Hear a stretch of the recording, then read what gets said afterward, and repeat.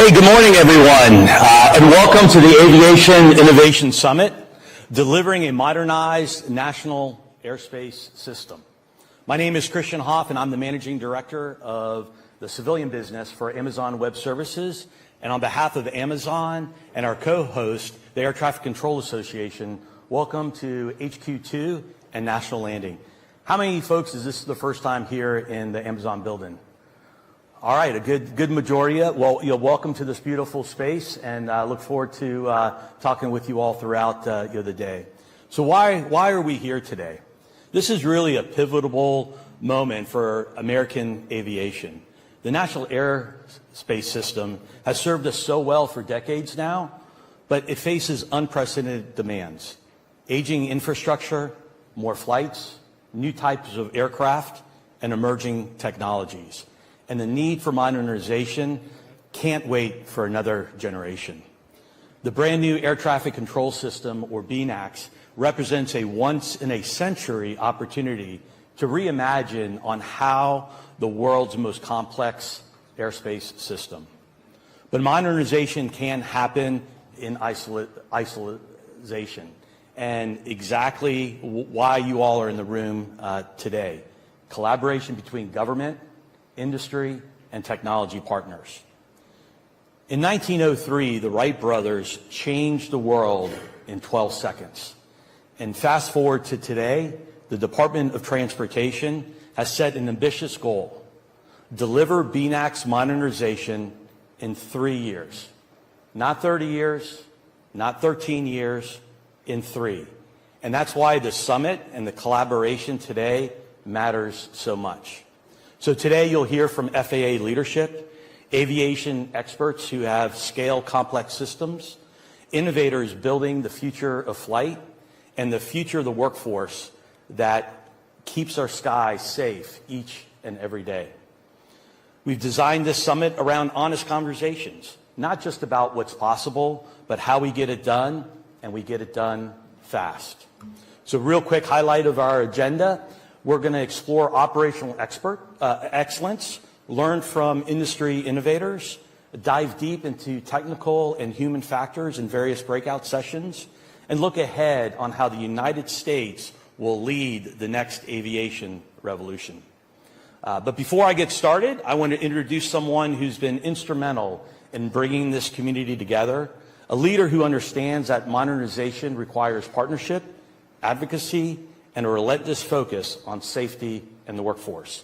Please join me in welcoming Stephen Creamer, CEO of the Air Traffic Control Association.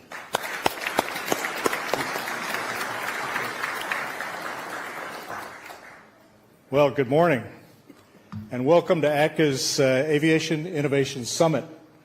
Really a pleasure to see you all here. First, I want to thank Amazon Web Services for hosting us today. We're grateful for their partnership and hospitality in this superb venue, although I do see that we have definitely filled it. ATCA's purpose is shaping aviation's future. It was true in 1956 at our formation, and now in our 70th anniversary year, it is more true than ever. We're honored to have Secretary Sean Duffy, Transportation Secretary Sean Duffy, and FAA Administrator Brian Bedford with us. Their leadership in launching the brand new air traffic control system has been extraordinary. We look forward to hearing from each of them about where we stand, where we're headed, and how each person in this room can contribute to this historic effort.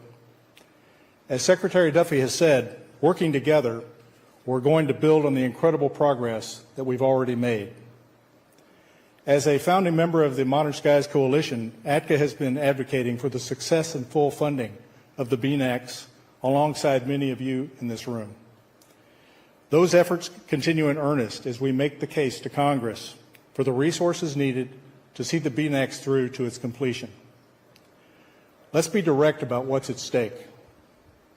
The National Airspace System is one of the most transformational achievements in the history of American transportation. It safely enables an aviation industry that powers our economy, connects our way of life. Yet much of the technology and many of the procedures underlying this system were developed decades ago. Today we have an opportunity, indeed an obligation, to undertake an unprecedented overhaul of those tools, those procedures, and ultimately the airspace itself. The men and women who operate and maintain this system each hour of every day are among the most skilled and dedicated professionals in government. They deserve modern tools that match their talent and their mission. And that is exactly where ACTA's members come in. Our members are the builders of the brand new air traffic control system. We built and helped maintain the existing system. We know its strengths and its limitations in ways no one else does. That institutional knowledge, combined with fresh capability from new partners, including operators who fly in the airspace, airframe and avionics manufacturers who connect to the system, airport operators, and now software and cloud service providers who will be serving ATC in new ways, as well as cybersecurity professionals who will complement and augment today's safety controls. They all offer us the resources to accelerate this transformation rather than simply manage it. Some established methods will change. Some assumptions will be retired. ATCA exists to make sure those transitions happen faster, smarter, and with the full support that the NAS workforce needs to succeed. We are not here to watch from the sidelines. We're here to be with you in the arena, facilitating solutions, bridging gaps, and driving the pace of change. Of course, ATCA is a membership-driven organization, and it's wonderful to see many of our members in this room today. To sustain this momentum, we need more of you with us, as members and as partners. A stronger ATCA means a stronger voice for BNACs and more resources directed at the challenges that matter to all of you. Finally, I want to thank the team at ATCA and the team at AWS for their outstanding work in preparing this summit. ATCA is in the business of solutions, and today we've gathered you here to help us find them together. Thank you for being here. Let's get started.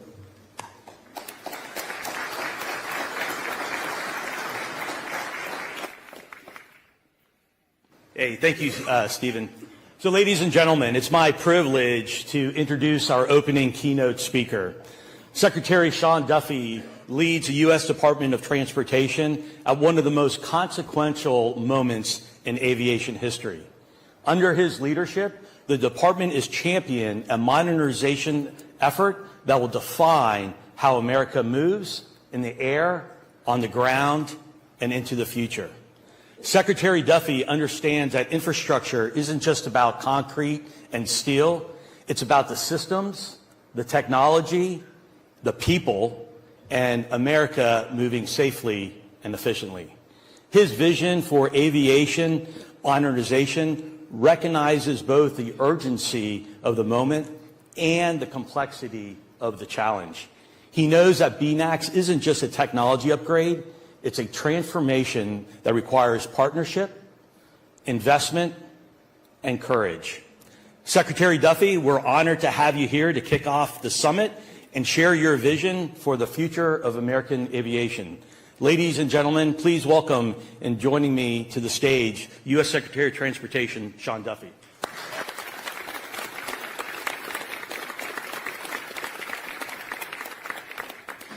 So first, I think I was lied to. I was told that you all are going to be in jeans and it's hoodies, and so I have my jeans on and you guys have suits. So that was not my fault. You guys all look really good. So forgive the jeans. It's great to be with all of you on a beautiful Thursday morning. And so just, I want to start this off right. So I want to apologize. BNACS, the brand new air traffic control system. Usually we're more creative in government and we get better names. But the president said, we're not going to replace it, we're not going to rebuild it, we're going to build it brand new. So I kept saying, well, we're going to build a brand new air traffic control system. And we didn't think of a better name in the interim, and so here we are with BNAC. So I apologize for our name, but we'll have to, as we move forward, we'll get a better name for our movement. If I could, I just want to talk about maybe how we got here a year ago and where we're at today and where I think we're going to go in the coming years. So as just a little over a year ago, we had the horrible crash in the Potomac at DCA. military helicopter with an American Airlines regional jet. And again, it's a tragedy, horrible for the families and the ones we lost. But what that did is prompt us to start asking questions of the FAA of, kind of what systems do we have? How are our systems? How new are our systems? How do our systems work? And what happened was they're like, well, our radios are really old. And then it was like, well, but our radar is really old too. Our software, yeah, that's from the 90s, early 2000s. Telecom is copper. It's analog. So what happened is we realized that it wasn't just one thing or two things. It was everything was really old in the system. And I thought, because I was in Congress, I'm like, didn't we do NextGen?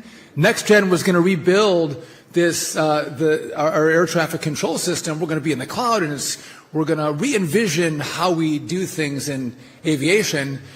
And the truth is, there was a lot of promises, and we spent a lot of money too, but there wasn't big delivery on NextGen. And so as we looked at the problem that we had, and just by the way, I think in government, and this is not the same in business, but in government, because you have a limited term, you're going to be there for 2 years, 4 years, at the most 8 years. You can see problems, but you don't necessarily have to address the big problem, because you can pass it off to the next guy. You're only going to be there for 2 or 4 or 6 years. You're not bought in long term. And so I think that was the mentality. This is really hard to do. How do we update, upgrade, build a brand new system and still keep planes in the air and keep Americans safe? It's really complicated, so we're not going to do it. And though we have been really safe, the safest in the world, as we look to the out years, I don't think we got 10, 15, 20 years, running this technology and maintain the same safety record. And so we committed that there was no problem that was too big for us to tackle and try to resolve. And so as we went through all the things we needed, by the way, the FAA team, who I love, they're wonderful. They said, we got to present a plan to the president because we're going to need money. Give me the plan. And they came back with, I think it was a $3 or $4 billion plan. I'm like, is this all of it? They're like, yeah, no, that's not all of it. This is like just part of it that we think we could do. I'm like, I want to do the whole thing. He wants a brand new air traffic control system in place. So they came back with a second plan, which I think got me to, $10 billion, and still probably a little more than half of what we had to do to get the job done. And the third, I'm like, listen, I'm not going to go present the president a half plan, quarter plan. We have to give him the full plan of what it's going to take to rebuild everything. And again, we have to. There's some projection in here of what it's going to cost. What do we have to do? And so we went to the president, and he signed off on it, $31.5 billion. And I'm going to kind of break down some of the money on what we're doing now and how we move forward. But a lot of that is also just bricks and mortar. Our towers, our TRACONs and our centers are so damn old. We're dating back to, I think, 1956 is the oldest one that's still operational. A lot in the 60s and 70s, you have leaky roofs that don't get repaired, where the tiles or the drop ceiling, what are those little drop ceiling things, whatever, they're all torn out. Right? We've got some that lean. The whole thing has to be redone. So I asked the Congress for $31.5 billion. The president was great. He leaned in, and we got the $12.5 billion in one big, beautiful bill. Which, by the way, if you think about that, the Congress, who just gave a lot of money to NextGen, and they gave almost 2 decades to it, and they didn't really have a great deliverable. There's not a lot of trust with the FAA and DOT, because they made promises, they got money, and they didn't deliver. And so we were then confronted of, this is going to be different, Congress. Trust us. Please give us the money, because we don't have a choice. We have to do this. And thank God they did. We got the 12.5. And the Congress was very specific with what we're going to do with the money. I wanted them to be a little looser with us. They thought they needed to tell us what to do. We gave good pushback, but in the end, we're grateful. We're grateful for what the Congress gave us. But so we have money for telecom. We're going to move from copper to fiber, analog to digital, which, by the way, is going to be the most complicated part of what we do. By the way, just even think back to Newark. We had 45-second outages in communication from the tower to airplanes. And then the scopes, they take 45 seconds to reboot, so the scopes didn't work for a minute and a half. That happened a couple times. I mean, everyone knows how to perform in those situations, but really not good. A great sign, and we have to reconfigure our telecom and rebuild our telecom. But surface radar, new radios, new radar, all were part of this $12.5 billion, as well as a couple of centers and consolidating our centers. And so as we had the money, we thought about, well, the FAA is great at safety. Listen, they're wonderful. They're the best in the world. But maybe the problem with NextGen and the problem we had going into this project was they might be great at safety, but they don't really build. They're not builders. They're not tech people like all of you. It's a different mindset. So if we want to be successful, we have to think differently about how we use the FAA, but we also have to bring in some expertise from the outside, people who have been successful, whether it's in tech or in aviation, and bring that advisory team in to help us out. And then, and this was the president's idea, and I agree with them, we wanted to get a project manager, someone to manage the project for us, because again, the FAA doesn't manage these kind of projects. So who can you get to manage for you this massive build? And so Peraton, we've hired at the end of the year. And I think this structure for doing things differently, and again, our contracts are such that we are going to pay based on performance, right? We have deliverables. I think the FAA in the past has had this mentality that, those of you who work with the FAA, maybe you love this, but we pay you, and oftentimes we don't get the best deliverables. And even if it's not a great deliverable, we still pay. We actually need our partners, our contractors, to perform at a very high level because the American people expect that of us. And so that's the arrangement we have with Peraton, even with our radar contracts. We are doing our contracting different. And basically with Peraton, I don't know if Peraton's in the room, but it's based on performance, but there's two things. You can't, you got to do this project on time, and you can't break the NAS. Beyond that, go. And so we're off to a wonderful start. But that's at $12.5 billion. And I think with the American people, there's frustration. There's more cancellations. There's more delays. There's more people using the airspace, whether it's more aircraft are coming into the airspace, but we do have drones and eVTOLs, which, by the way, just for a side note, outside of AI, I'm not biased about this because I'm going to cede this to AI, but at DOT, it is the most innovative, cool, life-changing place in all of government. Again, drone deliveries, whether you're going to get your DoorDash or your Amazon or whatever delivery you're going to get by drone, pretty cool. eVTOLs, which will be piloted at the start, but eventually will probably be autonomous, changing the way people move way more cost effectively, way quieter, and then autonomous vehicles as well are going to change the way people and products move as well. So what we do at DOT is, I think, going to have a profound impact on Americans' lives. And these are spaces that we haven't had real innovation in a very long time. And now we have all these innovators doing really cool things. And for us, I'm sorry I'm going down this rabbit hole, but I got to promote the department. It's our job to get the regulation right. We have to make sure that we are good partners, because I want the innovators to all be really safe. We have to protect the American people. But I also can't say safety, it means we lock down innovators. And safety is the reason why we don't progress our rules Because if we do that to those who are innovating in these spaces, they're just going to go somewhere else. Like, we're going to lose them. And then that innovation is happening in a different country, and those jobs will be in a different country, and the technology sits in a different country. I want that technology in America. And that means we have to be good partners. I kind of call it Goldilocks. We can't be too fast. We can't be too slow. We have to get it just right. And sometimes we're a little fast, sometimes we're a little slow, but that is what we're trying to do at DOT, and it is incredibly innovative.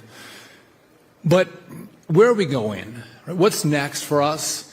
Changing the way that people experience the airspace. And this is all what we're doing with the $12.5 billion. Again, new radar, surface awareness, new radios. We're getting rid of the paper strips and going to electronic strips. I mean, we're getting rid of floppy disks. All that's wonderful, but that doesn't bring efficiency to the airspace, right? It's more resilient. It's going to be safer, but it doesn't change the experience because we're not driving efficiency with telecom or with radar. So the next phase of this is going to be, how do we think through what does the technology, what does the software look like? What's the common automation platform that we deploy that's going to bring more efficiency for general aviation, for commercial aviation, for drones, for eVTOLs? What does that look like? And a couple problems here. One, I don't have the money for it. We do have money that we're kind of pulling out of the FAA's couch cushions that we're using to work on this. I do think the Congress is going to give us the money for this. But that's what's important to change the experience. And what we want from all of you is your expertise, your ideas. So what we do right now, you might be like, listen, I know you got all this really old stuff, but it's old. But with my technology, if you use what I have, you could actually drive efficiency before you update all of the